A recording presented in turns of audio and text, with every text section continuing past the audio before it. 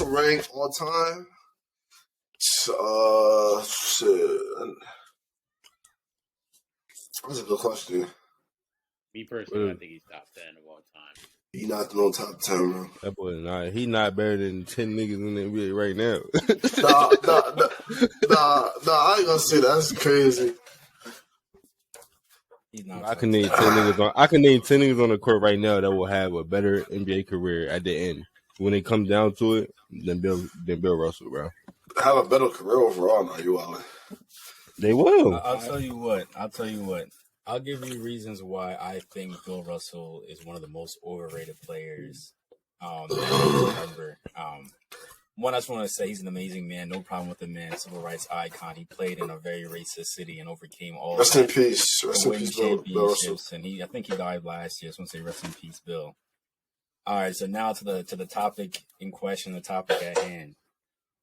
I just looked again just to make sure, but ESPN had Bill Russell at number 4 of all time. Oh, nah, that's crazy. And for He's me, number 4 all time. For me, I would not even include him in the top 10, and I'll give you my reasons. One, he averaged his stat line. By the way that people make it seem, if you don't look it up, you would think that he's averaging like at least, especially back then with the way the Wilt's numbers were, you think he's averaging about like 30 points and like 25 rebounds. Look it up. It's not the case. He's only averaging 15 points in a generation where, at least to me, to some degree, it looked not that hard to score. And then on top of that, he's getting 22 rebounds per game. So his stat line, you can say that is 15 points per game, 22 rebounds per game, and about 5 assists per game. How is that a top 10 stat line in any world? Now you could talk about how the fact that he has many championships. One of the problems with that is he a result of him alone. He's on an all-star caliber team. He's on a generational team, and he has, I think, 10 or 11 championships. And that's very impressive to have as one person. But for another argument we can talk about, championships don't really matter to me when comparing two players. So all those championships, for me, at least go out the window. Based on stat line alone, with other people averaging like Wilt, his biggest rival at the time, I don't see how in any world he is number 4 in that list. And the only reason why he is so high on the list is solely because he's on an all-star level team, one of the best teams in a smaller NBA with also level players, and it's completely unfair to a degree. So this is for the reasons I just specified as reasons why I don't believe Bill Russell is even top 10 of all time. So what do you rank? Where do you rank Will at? Wilt Chamberlain. Where do you rank him at? You rank him top 10? I would rank him top 10. I would rank him most definitely above Bill Russell for sure. In the lower half of the... According to this, lower half top 10. According to this, like maybe 10, to be honest. According to this ESPN list that I'm looking at right now, he was behind Bill Russell. He was ranked number 6, and Bill Russell's not ranked number 4. Fair, but again, like at the time, you have two kind of super teams. And Bill Russell is on one of them, and he's taking all the cake, taking all the candy in a different type of NBA where you can argue about how much easier it was to do certain things. As one of the conversations that me and you've had privately, you talked about how it was easier to get rebounds. Can you expound upon that in any way? So back in the day, more shots were being taken, so more opportunity to get rebounds. But exactly. So I have Bill Russell in the top 10. Wait. Before let me finish my point. So it's easier to get rebounds. He has 22 rebounds per game. That was the only thing he does that's impressive, but it's easier to get rebounds in the time. So I take that away. He's averaging 15 points per game. And Wilt, and I understand he's a defensive player. He's not an offensive player like Wilt was, but Wilt is averaging how much points? 30 plus. Very impressive. And if Bill Russell was averaging like 25, 20, I would see it, but 15 points per game, no, there's no way. There's no way. And I looked at his highlights. The way he moves is amazing.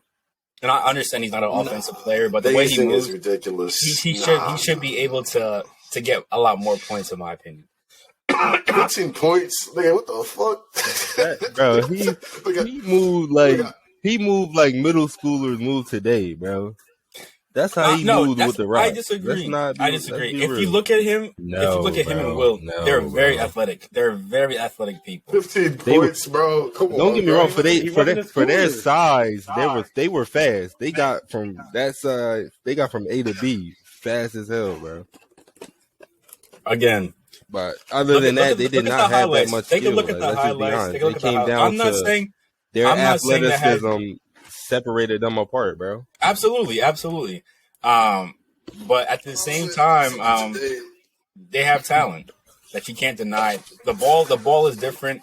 Everything is different. The game is a lot more early on than it is right now. It's not as developed. For that time, they were talented, bro. They were talented, but even in retrospect for me, I can't consciously put him in any top 10. He doesn't deserve to be in any top 10 in my personal. Top 4 is crazy, bro. Top 4 is absolutely insane.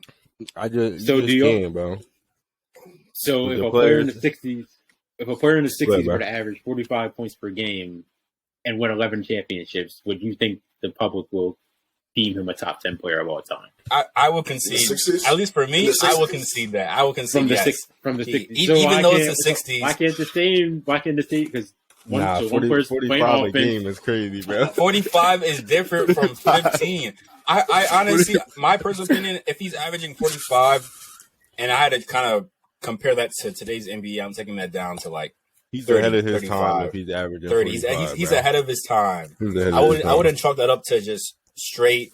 He's an amazing basketball. He's a great basketball player, but I just believe comparison to what people he's playing against, it's just not the same in terms of skill level. Today's NBA is a lot more stagnant, not stagnant, but a lot more flatlined in terms of skill level than I think it was back in the day.